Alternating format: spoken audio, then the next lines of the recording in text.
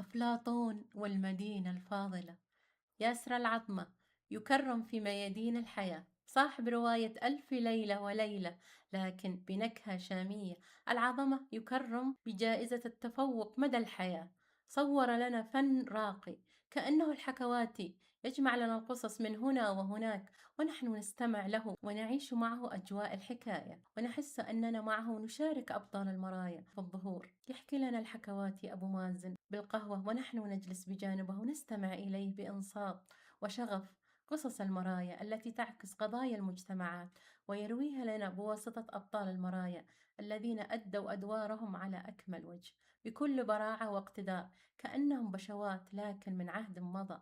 أبو مازن صور قصص، قدم نجوم، نشر فن قيم وذو قيمة وهدف. هذه المرايا ستبقى بالذاكرة، لن تنكسر أو تخدش أو تعوج زواياها أو يظلم تاريخها.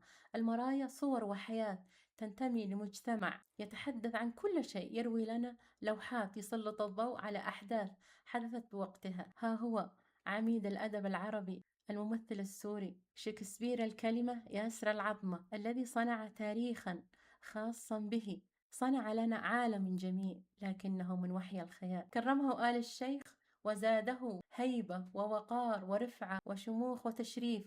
هو المربي الفاضل الذي تعلم على يده أجيال وأجيال. صاحب فكرة المرايا أصبح أديب وشاعر، سيرته العطرة على كل لسان وفنه يروى مدى الأزمان. هذا التكريم هو نتاج مسيرته الطويلة والمشرفة من العطاء. إنه أفلاطون والمرايا مدينته الفاضلة. هنيء لنا تكريم معلمنا الجدير بالاهتمام، ومعلمنا الذي لن ننسى فضله علينا، لأنه تاريخ يروى لنا، وأصبح العظمة قصص من قصص عجائب الزمان.